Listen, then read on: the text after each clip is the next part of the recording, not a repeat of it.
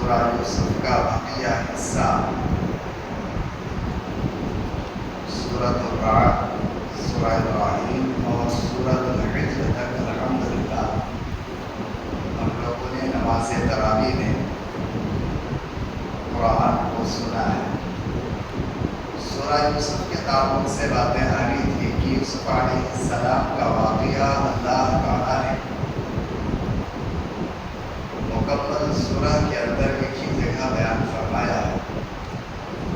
یوسف علیہ السلام کی فضیلت یہ بیان کی جاتی ہے کہ یہ بذات خود نبی، ان کے والد یعقوب علیہ السلام وہ بھی نبی، ان کے دادا اسحاق علیہ السلام وہ بھی نبی، اور ان کے پردادا ابراہیم علیہ السلام یہ بھی نبی ہے۔ نبی کا بیٹا نبی، نبی کا بیٹا نبی، نبی کا بیٹا نبی۔ یوسف علیہ السلام کنعان میں پیدا ہوئے تھے، اور کہا جاتا ہے کہ یوسف علیہ السلام کی امی، جس سے یہ دو بھائی تھے یوسف علیہ السلام اور بنیامین، دوسری امی سے یہ 10 بھائی تھے۔ سب سے بڑا کا نام یہودا تھا۔ یعقوب علیہ السلام کی کل 2 بیویاں تھیں، اور 2 بیوی سے 12 بچے تھے، اور 12 بچوں سے 12 قبیلہ نکلا، جس کو بنی اسرائیل کہا جاتا ہے۔ ایک قول کے مطابق یہ ہے کہ یوسف علیہ السلام کی سوتیلی امی لوگ 2 تھی، اور یوسف علیہ السلام کی امی تھی، ٹوٹل 3 تھی۔ جو زیادہ مشہور ہے وہ یہی ہے کہ یوسف علیہ السلام اور بنیامین ایک ماں سے، دوسرے ماں سے، ان کے 10 بھائی۔ یوسف علیہ السلام چھوٹے تھے، یعقوب علیہ السلام ان سے بہت زیادہ لاڈ پیار کرتے تھے۔ تو بڑے بچوں کے دلوں کے اندر یہ خواہش ظاہر ہوئی کہ میرے والد صاحب ان سے بہت زیادہ محبت کرتے ہیں، ہم سے نہیں کرتے ہیں۔ اب ان لوگوں کے دلوں کے اندر ایک طرح کی گھٹن محسوس ہوئی، اور ان لوگوں نے سوچا کہ یوسف علیہ السلام کو یعقوب علیہ السلام سے دور کر دیا جائے۔ ان لوگوں نے اصرار کی، یعقوب علیہ السلام ان کی باتوں پر آ کر کے یوسف علیہ السلام کو ان کے ساتھ بھیج دیا۔ یہ لوگ بکریاں چرانے لے گئے اور یوسف علیہ السلام کو کنواں میں ڈال دیا، اور یوسف علیہ السلام کے کپڑوں کو مینڈک کا خون وغیرہ لگا کر کے عشاء کے ٹائم یہ گھر پہنچے، اور روتے ہوئے انہوں نے اپنے والد کے سامنے یہ بات رکھی کہ ہم لوگ دوڑ میں مقابلہ کر رہے تھے، اور آپ کا لڑکا یوسف علیہ السلام بیٹھا ہوا تھا، بھیڑیا نے کھا لیا۔ اور یہ دیکھیں ان کے کپڑے، یعقوب علیہ السلام کپڑوں کو دیکھ کر کے پہچان گئے کہ بھیڑیا اگر کھاتی تو ظاہر سی بات ہے کہ ان کے کپڑوں کو پھاڑ دیتی، کپڑے تو صحیح سالم ہیں۔ یہ بات کو سمجھ گئے، اور انہوں نے کہا کہ میرے لیے صبر کرنا ہی بہتر ہے۔ کچھ سرزنش نہ کی، اللہ تعالیٰ سے دعا کرتے رہے۔ بلاخر یہ لوگ رات بتائے، ادھر یوسف علیہ السلام کنواں میں رات بتائے، صبح ہو کر کے قافلہ کا گزر ہوا۔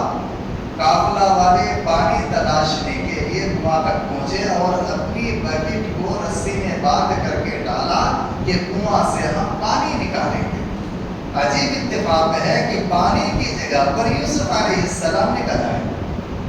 اب یہ جو ہے قافلہ والوں کو خوشخبری دینے لگے کہ دیکھو کتنا خوبصورت نوجوان ہے، یہ کتنا خوبصورت بچہ ہے، اس کو ہم لوگ لے جائیں گے۔ لوگ جلدی سے یوسف علیہ السلام کو چھپایا۔ اتنے میں ان کے بھائی لوگ پہنچ گئے اور کہنے لگے کہ تم لوگ اس غلام کو جو لے کے جا رہے ہو یہ بھگوڑا غلام ہے، فوراً موقع پاتے ہی بھاگ جاتا ہے، لہٰذا اس کو جو ہے اچھی طرح سے باندھ کر کے لے جاؤ، کہیں بھاگنے نہ پائے۔ اب ان کا خیال کیا تھا، اگر ان سے یوسف علیہ السلام بھاگ گئے، گھر پہنچ گئے تو والد صاحب کو پوری بات بتا دیں گے، ہماری سرزنش ہوگی۔ اب انہوں نے الٹا چاند دے دیا اور کہہ دیا بھگوڑا غلام۔ بآخر یہ لوگ لے کر کے چلے گئے اور مصر کے بازار میں فروخت کرنے لگے۔ عزیز مصر نے ان کو خریدا چند درہموں کے عوض، اور گھر لے جا کر کے اس نے اپنی اہلیہ سے کہا کہ یہ بچہ جو ہے بڑا خوبصورت ہے، خوب روح ہے، ایسا معلوم ہوتا ہے بزرگ فرشتہ ہے، لہٰذا اس کی پرورش کیجیے، یہ کوئی عام بچہ نہیں ہے، کوئی خاص بچہ ہے۔ اب یہ جب جوان ہوئے تو عزیز مصر کی بیوی کی نیت خراب ہو گئی، اب ان سے غلط کام کرنا چاہا، دروازہ بند کیا، غلط کام کرنا چاہا۔ یوسف علیہ السلام دروازہ سے باہر بھاگ رہے ہیں، یہ پیچھے پیچھے ان کو پکڑنے کی کوشش کر رہے ہیں۔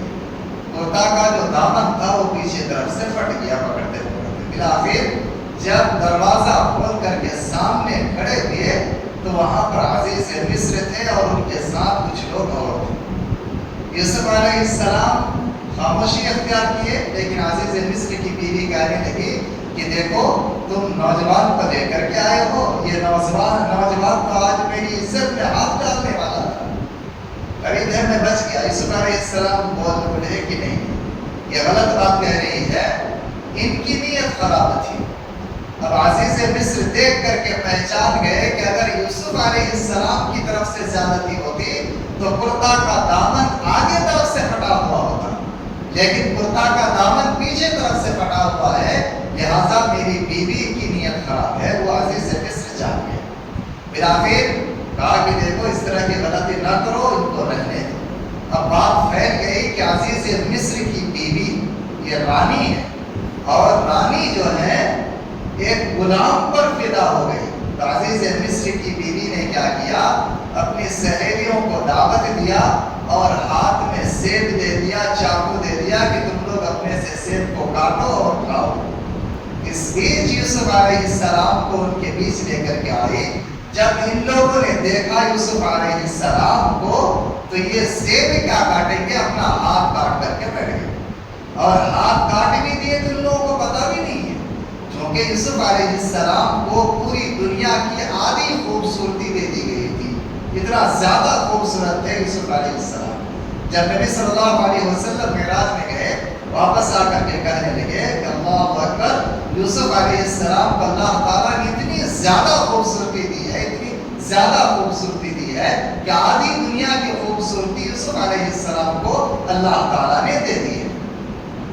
یوسف علیہ السلام کا گزر ہوا، اب عزیز مصر جو ہے کہنے لگی، بیوی عزیز مصر کی بیوی کہنے لگی تم لوگ کہہ رہی تھی کہ میں نے غلط کیا، اب تم اپنا اپنا ہاتھ دیکھو، سیب کاٹنے کی جگہ پر اپنا اپنا ہاتھ کاٹ بیٹھے۔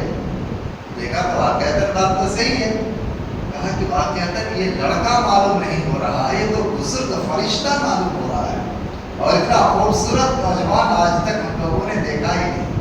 پھر آخر بادشاہ کو یہ بات معلوم ہوئی، اور بادشاہ نے کیا کیا کہ یوسف علیہ السلام اگر گھر پہ رہے تو فتنہ ہو سکتا ہے اور کبھی بھی ہو سکتا ہے، قید خانہ میں یوسف علیہ السلام کو لے جا کر کے ڈال دیا۔ اب قید خانہ میں یوسف علیہ السلام کے ساتھ اور لوگ تھے، ان میں سے دو نوجوانوں نے دو خواب دیکھا۔ ایک خواب یہ دیکھا کہ سر پر ٹوکری ہے، اس میں روٹیاں لے کر کے جا رہا ہوں اور چڑیا جو ہے روٹیاں کھا رہی ہے۔ یوسف علیہ السلام کے پاس خواب کی تعبیر کے لیے پہنچے۔ دوسری نے خواب کیا دیکھا کہ میں انگور نچوڑ رہا ہوں اور اس کا شراب جو ہے لوگوں کو پلا رہا ہوں۔ دونوں جو ہے یوسف علیہ السلام سے خواب کی تعبیر پوچھنے لگے۔ یوسف علیہ السلام نے پہلے ان کو توحید کی دعوت دی، اس کے بعد کہا کہ دیکھو تم جو دیکھ رہے ہو کہ سر پر ٹوکری ہے، اس کے اوپر روٹیاں ہیں اور چڑیا کھا رہی ہے، تمہیں سزائے موت دی جائے گی اور تمہاری ناش کو پھینک دی جائے گی، چڑیا جو ہے اس سے نوچ نوچ کر کے کھائے گی۔ اور دوسرے سے کہا کہ تو نے جو شراب نچوڑ کر کے پلانے کا خواب دیکھا ہے، تو یہ جو ہے خواب کی تعبیر یہ ہے کہ تم بادشاہ کو شراب پلانے والا بنو گے، تمہیں جیل خانہ سے چھوڑ دیا جائے گا۔ اب ایسا ہی ہوا، اس کو ساتھ ہی نصیحت بھی کی تھی کہ بادشاہ کے سامنے میری باتوں کا تذکرہ کرنا کہ میں خوابوں کی تعبیر بیان کرتا ہوں۔ اب یہ جو ہے بادشاہ کو شراب پلانے لگے اب بادشاہ کو خواب گرا. کیا خواب گرا؟ کہ 7 موٹی تازی گائے ہیں، ان گایوں کو 7 پتلی گائے کھا رہی ہے. تو اس نے کہا کہ کوئی ہے خواب کو بیان کرنے والا، اس کی تعبیر بیان کرنے والا. تب اس کو وہ بات یاد آئی اور اس نے کہا کہ جیل خانہ میں یوسف نام کا ایک نوجوان ہے جو خواب کی تعبیر کو وہ بیان کر سکتے ہیں. بادشاہ نے بلا بھیجا. اب یوسف علیہ السلام کے پاس جب یہ بات پہنچی تو یوسف علیہ السلام نے کہا کہ نہیں، مجھ پر الزام لگا کر کے قید خانہ میں ڈالا گیا ہے، یہ الزام ختم نہ کیا گیا تو میں جاؤں گا نہیں، خواب کی تعبیر بیان نہیں کروں گا. پھر آخر یوسف علیہ السلام کو بری کیا گیا اور یوسف علیہ السلام کو لایا گیا. یوسف علیہ السلام نے کہا کہ بادشاہ سلامت، آپ نے جو خواب دیکھا ہے اس کی تعبیر یہ ہے کہ 7 سال بہت زیادہ کھیتی باڑی ہوگی، اس کے بعد 7 سال قحط سالی کا ہوگا. تو یہ جو 7 سال کھیتی باڑی ہوئی، قحط سالی کے سال میں ان اناجوں کو کھایا جائے گا. یہ ہے موٹی گایوں کو پتلی گائے کھانے کی تعبیر. اب بادشاہ نے کہا کہ 7 سال اناج کو کیسے رکھا جائے، تو اناج خراب ہو جائے گا. تو اس نے کیا کہا کہ یوسف، آپ کو ہم وزیر خزانہ بنا دیتے ہیں اور یہ ذمہ داری آپ کو ادا کرنی ہے. کہا ٹھیک ہے، کوئی بات نہیں ہے. اب یوسف علیہ السلام وزیر خزانہ بن گئے. بادشاہ کا انتقال ہوا، یوسف علیہ السلام بادشاہ بن گئے. اب 7 سال ایسا ہی ہوا، بالیوں کے ساتھ اناج کو رکھا گیا. اس کے بعد قحط سالی کا جب دور شروع ہوا تو یہاں کنعان سے یعقوب علیہ السلام نے اپنے 10 بیٹوں کو بھیجا کہ بادشاہ کے پاس جا کر کے اناج لے آؤ. قحط سالی میں کھاؤ گے کیا؟ کھیتی باڑی تو ہوئی نہیں. بادشاہ کے پاس جو کچھ ہے وہاں سے لے کر کے آؤ. اب یوسف علیہ السلام کے پاس یہ لوگ پہنچے. یوسف علیہ السلام نے اپنے بھائیوں کو پہچان لیا، لیکن یوسف علیہ السلام کے بھائی لوگ یوسف علیہ السلام کو نہیں پہچان پائے. وجہ کیا ہے کہ بچپن میں چہرے کا رونق کچھ اور ہوتا ہے اور جوانی میں چہرہ کے اندر تبدیلی آ جاتی ہے. لہذا یوسف علیہ السلام بچپن میں اپنے جوان بھائیوں کو دیکھا تھا، ان کے چہرے کے اندر تبدیلی نہیں آئی. لیکن یوسف علیہ السلام کا بچپنا تھا، اب چہرے کے اندر اس کی تبدیلی آ گئی. بھائیوں نے نہیں پہچان سکا اور یوسف علیہ السلام ان کو پہچان گئے. پھر آخر یوسف علیہ السلام نے اناج دیا اور کہا کہ تمہارے بوڑھے والدین ہیں؟ ہاں ہے. کہ تمہارا بھائی بھی ہے؟ کہا ہاں ہے. کہ ان لوگوں کا حصے کا اناج جو اب کی بار دے دیا گیا ہے، آئندہ میں ان کا حصے کا اناج نہیں دوں گا یہاں تک کہ تم اپنے بھائی کو کم سے کم ساتھ لے کر کے آؤ گے. اب دوسری دفعہ جب آنا ہوا تو یعقوب علیہ السلام کے 10 بیٹوں نے پھر یعقوب علیہ السلام سے اصرار کیا، ضد کی اور کہنا شروع کیا کہ ابا حضور، اس طرح سے بادشاہ سلامت ہم لوگوں کو بولے ہیں کہ اپنے بھائی کو اگر ساتھ لے کر کے نہیں آئے تو تمہیں اناج نہیں ملے گا، لہذا بنیامین کو ہمارے ساتھ بھیجنا ہوگا. یعقوب علیہ السلام نے کہا کہ ٹھیک ہے، یوسف علیہ السلام کی طرح تم لوگ خیانت مت کرو، لے جاؤ. اس کا خیال رکھنا اور اس بات کو ذہن کے اندر رکھنا کہ ایک دروازے سے 11 بھائی داخل مت ہونا، الگ الگ دروازے سے داخل ہونا. اب یہ لوگ پہنچے، الگ الگ دروازے سے داخل ہوئے. یوسف علیہ السلام نے بنیامین سے کہہ دیا کہ دیکھو آپ میرا سگا بھائی ہو، ہم دونوں ایک ماں سے ہیں اور یہ لوگ 10 بھائی ایک ماں سے ہیں. ابا حضور کیسے ہیں، امی حضور کیسی ہیں؟ ٹھیک ہے الحمدللہ، اللہ کا شکر ہے.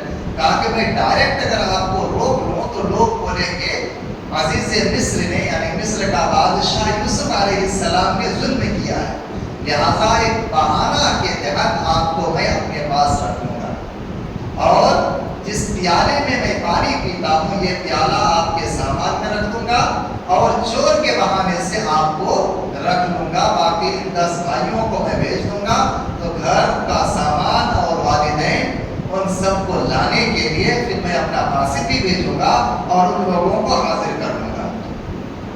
اب بنیامین سمجھ گئے، ویسا ہی ہوا. اب یہ لوگ سامان لے کے جانے لگے تو ایک اعلان کرنے والے نے اعلان کیا، کہا کہ سنو، بادشاہ کا کٹورا جس میں بادشاہ پانی پیتے تھے یہ غائب ہے، کسی نے چرا لیا ہے۔ سب کے سامان کی تلاشی ہوگی۔ اب تلاشی میں بنیامین کے سامان میں یہ کٹورا پایا گیا۔ بنیامین کو یوسف علیہ السلام نے قید کر دیا اور کہا کہ دیکھو، تمہارے والد صاحب جب تک نہ آئے اور تمہارے گھر کے دیگر افراد نہ آئے تب تک میں اس کو چھوڑنے والا نہیں۔ انہوں نے چوری کی۔ اب یوسف علیہ السلام کے جو 10 بھائی تھے، جو بڑا بھائی یہودا جس کا نام تھا، اس نے کیا کہا، ان کا ایک بھائی اور تھا یوسف کا نام پر، اس نے بھی چوری کی تھی۔ اب ظاہر سی بات ہے، عجیب بات ہے نا، کہ اس کا بھائی یوسف جو تھا اس نے بھی چوری کی تھی، لہٰذا ان کی عادت ہی خراب ہے ان دونوں بھائیوں کی۔ بادشاہ ذرا مہربانی کیجیے، ہم 10 بھائیوں میں سے کسی کو آپ قید کر لیجیے اور ان کو چھوڑ دیجیے۔ ان کے والد جو ہے، ان کا بھائی یوسف کے لیے اتنا روئے کہ ان کی آنکھ کی بینائی چلی گئی، لہذا وہ بہت زیادہ پریشان ہوئے۔ ہم کس منہ سے اپنے والد کے پاس جائیں گے؟ آپ چھوڑ دیں۔ کہا نہیں، کوئی چانس نہیں۔ ان لوگوں کو بھیج دیا گیا۔ ان کے 9 بھائی تو واپس چلے گئے، لیکن بڑے بھائی ان کے واپس نہیں گئے۔ بڑی بے عزتی ہوئی، باہر گئے۔ ان کے جانے کے بعد یوسف علیہ السلام نے بھی اپنا کرتا واپس بھیجا۔ یہ وہ کرتا تھا جو یعقوب علیہ السلام نے یوسف علیہ السلام کو ان کے بھائیوں کے ساتھ بھیجتے ہوئے پہنایا تھا، اور یہ کرتا جنتی کرتا تھا، جو کہ انبیاء کرام کے بعد ایک بعد دیگرے انبیاء کرام سے منتقل ہوتے ہوتے جنتی کرتا ابراہیم علیہ السلام تک، پھر اسحاق علیہ السلام تک، پھر یعقوب علیہ السلام تک، اور یعقوب علیہ السلام سے ان کا بیٹا یوسف علیہ السلام تک پہنچا تھا۔ تو اس نے اپنا قمیص کیا کیا، بھیج دیا۔ اب یہ 9 بھائی جا کر کے کہنے لگے، ابا حضور آپ کے بچے نے چوری کی تھی، بادشاہ اس کو گرفتار کر لی ہے، لہٰذا ہمارے لیے کوئی بات بن نہیں پائی۔ تو یعقوب علیہ السلام نے جواب دیا کہ دیکھو، یوسف علیہ السلام کی خوشبو آ رہی ہے۔ ہر انسان جو ہوتا ہے نا، تو اس کے جسم کی خوشبو الگ الگ ہوتی ہے۔ تو یوسف علیہ السلام کے جسم کی خوشبو آ رہی ہے۔ اب یہ لوگ مبہوت ہوئے کہ یار عجیب بات ہے، یوسف علیہ السلام کو کنواں میں ڈال کر کے زمانہ ہو گیا، قافلہ والے اس کو لے کر کے چلے گئے، پھر یوسف کی خوشبو کہاں سے آ رہی ہے؟ کہا نہیں، یوسف علیہ السلام کی خوشبو تو آ رہی ہے۔ اتنے میں یوسف علیہ السلام کا قاصد پہنچا اور اس کرتا کو یعقوب علیہ السلام کی آنکھوں پر رکھ دیا۔ یعقوب علیہ السلام کی بینائی لوٹ آئی۔ اب یعقوب علیہ السلام سے یوسف علیہ السلام کا جو قاصد تھا پوری بات کہہ دیے۔ اب ان لوگوں کو لے کر کے سب کہاں پہنچے؟ مصر پہنچ گئے۔ اب یوسف علیہ السلام شاہی تخت پر بیٹھے ہوئے ہیں، ان کے سامنے ان کی ماں، ان کے والد اور ان کے 11 بھائی ہیں۔ یہ وہ خواب ہے جو یوسف علیہ السلام نے بچپن میں دیکھا تھا اور اس نے اپنے والد سے بیان کیا تھا۔ کہا ہے ابا حضور، میں نے خواب دیکھا ہے کہ 11 ستارے، چاند اور سورج مجھے سجدہ کر رہے ہیں۔ یعقوب علیہ السلام نے کہا کہ میرے عزیز، اس بات کو تم اپنے بھائیوں کو مت بولنا۔ اگر تم اپنے بھائیوں کو یہ بات بولو گے تو ان کے دلوں کے اندر حسد پیدا ہو جائے گا، یہ تم کو ختم کریں گے، تم سے دشمنی کرنا شروع کر دیں گے، لہٰذا یہ خواب نہ بولنا۔ اب جا کر کے وہ خواب کی تعبیر مکمل ہوئی کہ چاند جس کی تشبیہ ماں سے دی گئی ہے، سورج جس کی تشبیہ باپ سے دی گئی ہے، 11 بھائی 11 ستاروں سے تشبیہ دی گئی ہے، اور سورہ یوسف کی ابتدا میں اسی خواب کا تذکرہ ہوا۔ یہاں سے جو ہے وہ کہانی شروع ہوئی۔ بہرکیف اس طرح سے خلاصہ کلام سورہ یوسف کا یہ نکلا کہ یوسف علیہ السلام گم ہو گئے تھے، پھر یوسف علیہ السلام اپنے گھر والوں کے ساتھ ایک جگہ ہو گئے۔ اس کے بعد سورۃ الرعد جو ہے، رعد کہتے ہیں بجلی کی گرج، جو بادل گرجتا ہے نا، کڑکڑاہٹ کی آواز آتی ہے، آدمی کا دل دہل اٹھتا ہے، تو اس وقت فرشتے بھی خوف زدہ ہوتے ہیں اور اللہ تعالیٰ کی تعریف بیان کرتے ہیں۔ دوسری مناسبت سے اس سورہ کا نام سورۃ الرعد ہے۔ اس سورہ کے اندر اللہ رب العزت نے کئی چیزوں کا تذکرہ کیا، ان میں سے ایک چیز یہ ہے کہ اللہ تعالیٰ جس پر چاہتا ہے روزی روٹی کو فراہم کر دیتا ہے، اور جس پر چاہتا ہے روزی روٹی کو ایک دم تنگ کر دیتا ہے۔ پھر اس کے بعد دیکھا جائے تو سورہ ابراہیم شروع ہوتا ہے۔ سورہ ابراہیم کی ابراہیم علیہ السلام نے بیت اللہ کی تعمیر کرنے سے پہلے جب اپنی بیوی ہاجرہ علیہ السلام اور اپنا بیٹا اسماعیل علیہ السلام کو چھوڑ کر کے جانا شروع کیا، تو اس وقت انہوں نے دعا کی تھی کہ اللہ اس شہر کو تو امن والا بنا دے، اے اللہ اس شہر میں جو لوگ ہیں ان کو تو روزی روٹی کا پھلوں کی روزیاں عنایت فرما۔ اس طرح سے کئی چیزوں کو انہوں نے کیا کیا، دعا میں شامل کیا، اور ان میں سے خاص چیز کیا ہے کہ بعض لوگوں کے دلوں کو اس گھر کی طرف پھیر دے۔ اسی دعا کا اثر ہے کہ لوگ خواہش مند ہوتے ہیں، اللہ تعالیٰ کب توفیق دے گا کہ ہم بیت اللہ کا حج کریں گے، اللہ تعالیٰ کب توفیق دے گا کہ ہم عمرہ کریں گے، اللہ تعالیٰ کی توفیق اور مہربانی کب ہوگی کہ ہم مدینہ الرسول جائیں گے، مسجد نبوی کو دیکھیں گے۔ تو یہ نبی صلی اللہ علیہ وسلم کی دعا کا اثر ہے، اور وہ حضرت ابراہیم علیہ السلام کی دعا کا اثر ہے۔ تو ابراہیم علیہ السلام نے جو دعا کی، اسی مناسبت سے اس دعا کا تذکرہ اس سورہ میں ہے۔ اس سورہ کا نام سورہ ابراہیم ہے۔ اس سورہ کے اندر کئی اہم چیزوں کا تذکرہ ہوا ہے، ان میں سے ایک اہم چیز یہ ہے کہ کل قیامت کے میدان میں جب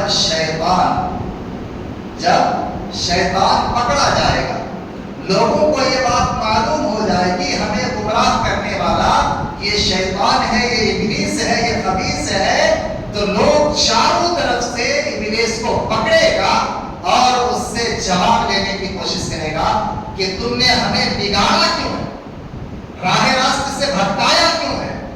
تو یہ ابلیس کیا کرے گا، ممبر لا کر کے اس پہ چڑھے گا اور خطبہ دے گا، خطبہ دیتے ہوئے کہے گا فَلَا تَلُومُونِي وَلُومُوا أَنفُسَكُمْ، کہ تم لوگ میری ملامت کر رہے ہو، میری سرزنش کر رہے ہو، مجھے الٹا سیدھا بول رہے ہو، یاد رکھو کہ میں نے تمہیں برائی کی دعوت دی تھی، میں نے تمہیں برائی کی طرف بلایا تھا، میں نے زبردستی نہیں کی تھی، تم برائی پر ملوث ہو گئے، کفر کر بیٹھے، شرک کرنے لگے، یہ قصور میرا نہیں، یہ قصور تمہارا ہے، تم اپنے آپ کی ملامت کرو، آج میری ملامت نہ کرو۔ فَلَا تَلُومُونِي وَلُومُوا أَنفُسَكُمْ، یہ سارے لوگ جو کفر کرتے ہیں، جو شرک کرتے ہیں، جو کفر و شرک کی گندگیوں میں، غلاظتوں میں لطف ہیں، یہ سب لاجواب ہو جائیں گے، کوئی جواب اس کا نہیں بن پڑے گا۔ اللہ تعالیٰ نے اس چیز کا تذکرہ کیا کہ شیطان کہے گا اپنے آپ کی ملامت کرو، میری ملامت مت کرو۔ اللہ تعالیٰ نے تمہیں عقل سلیم نہیں دیا تھا؟ کیا اللہ تعالیٰ نے تمہارے بیچ کتاب اللہ کو نہیں بھیجا تھا؟ کیا اللہ تعالیٰ نے تمہارے بیچ محمد رسول اللہ صلی اللہ علیہ وسلم کو مبعوث نہیں کیا تھا؟ کیا اللہ تعالیٰ نے اپنے حبیب کے ذریعے سے کفر کیا ہے، شرک کیا ہے، بدعات کیا ہے، خرافات کیا ہے، شیطانی راستہ کیا ہے، صراط مستقیم کیا ہے، کیا ان چیزوں کو واضح نہیں کیا تھا؟ کیا اللہ تعالیٰ نے وَهَدَيْنَاهُ النَّجْدَيْنِ کا اعلان نہیں کیا تھا؟ یہ ساری چیزیں تمہارے سامنے تھی، تم نے عقل سلیم سے کام نہیں لیا۔ آج میری ملامت کرتے ہو، تم اپنے آپ کی ملامت کرو، تو وہاں پر پورے لوگ لاجواب ہو جائیں گے، کوئی جواب نہیں ہوگا ان کے پاس، کوئی جواب نہیں ہوگا۔ تو اس اہم بات کا تذکرہ اللہ تعالیٰ نے سورہ ابراہیم آیت نمبر 22 کے اندر کیا ہے۔ اس طرح سے سورہ ابراہیم کے بعد دیکھیں تو سورۃ الحجر یہ شروع ہوتا ہے۔ سورۃ الحجر کی اسٹارٹنگ میں اللہ رب العزت نے اس چیز کو واضح کیا کہ یہ جو قرآن حکیم ہم نے نازل کیا ہے، اس کی حفاظت کی ذمہ داری ہماری ہے۔ اس کا محافظ خود میں ہوں۔ دیگر کتب سماویہ اور اس کتاب کے اندر یہ امتیازی فرق ہے کہ ان کتابوں کی حفاظت کی ذمہ داری اللہ تعالیٰ نے نہیں لی، لوگوں نے کتاب کو بدل دیا، لیکن اس کتاب کی حفاظت کی ذمہ داری اللہ تعالیٰ نے لی، تو لوگ کوشش کرنے کے باوجود اس کتاب کو بدل نہیں سکے۔ کچھ لوگوں نے قرآن کی بعض آیتوں کو کاٹ پیٹ کر کے آگے پیچھے کر کے موڑ توڑ کر کے پیش کرنے کی کوشش کی تھی۔ ان میں سے ایک واقعہ اس طرح سے آتا ہے کہ کہا کہ یا ایھا الذین آمنوا لا تقربوا الصلاۃ، اے ایمان والو نشے کی حالت میں نماز کے قریب نہ جاؤ۔ لا تقربوا الصلاۃ وانتم سکارا۔ اب لوگوں نے کیا کیا، آیت کا اگلا حصہ کو کاٹ دیا اور کہا کہ دیکھو اللہ تعالیٰ نے خود قرآن کے اندر کہا یا ایھا الذین آمنوا لا تقربوا الصلاۃ، اے ایمان والو نماز کے قریب نہ جاؤ۔ تو پھر علماء کرام نے ان کو جواب دیا کہ بیوقوف، اللہ رب العزت کے کلام میں تم تبدیلی لانے کی کوشش کرتے ہو، وہاں پر اللہ رب العزت نے قید رکھا ہے، کیا ہے؟ نشے کی حالت میں نماز کے قریب نہ جاؤ، اور تم کہہ رہے ہو کہ نماز کے قریب نہ جاؤ، ایسا کیسے ہو سکتا ہے؟ وہی آیت نص شریف اٹھا کر کے دیکھو تو قرآن کے اندر بعض لوگوں نے تعریف کرنے کی کوشش کی لیکن تعریف نہیں کر پائے۔ کیوں نہیں کر پائے؟ کہ اللہ رب العزت اس کتاب کا محافظ ہے۔ پھر آگے اللہ رب العزت نے جنت کا تذکرہ کیا، جہنم کا تذکرہ کیا، پھر آگے اللہ رب العزت نے ابلیس کے تعلق سے مزید باتوں کا تذکرہ کیا، اور اصحاب حجر جو ہے، حجر والے، ان کے قصے کو اللہ رب العزت نے بیان کیا کہ یہ لوگ پہاڑوں کو قرید کر کے اپنا گھر بنا کر کے رکھے تھے، لیکن جب اللہ تعالیٰ کی نافرمانی پر یہ لوگ تل گئے اور اللہ کا فرمان کا سرے سے انکار کر بیٹھے تو اللہ رب العزت نے پورے لوگوں کو تباہ کر دیا۔ اسی مناسبت سے اس سورہ کا نام سورۃ الحجر ہے۔ اس سورہ کے آخر میں اللہ رب العزت نے اس بات کو بیان کیا کہ دیکھو تم پر جو اللہ رب العزت کی عبادت فرض ہے تو یہ مرتے دم تک تمہیں انجام دے گی۔ یہاں سے سورۃ الحجر ختم ہوتا ہے، آگے سورۃ النحل ہے۔ نحل کہتے ہیں شہد کی مکھی، تو اسی مناسبت سے سورہ ہے۔ اس سورہ کے بارے میں اگلے درس میں بات ہمارے سامنے ہوں گی۔ اللہ سے دعا ہے پروردگار عالم تو ہمیں تیرے کلام کا صحیح فہم عنایت فرما، کفر اور شرک سے ہماری حفاظت فرما، اور ہم سب کو معافیت نصیب فرما، آمین۔ سبحانک اللہم وبحمدک، اشہد ان لا الہ الا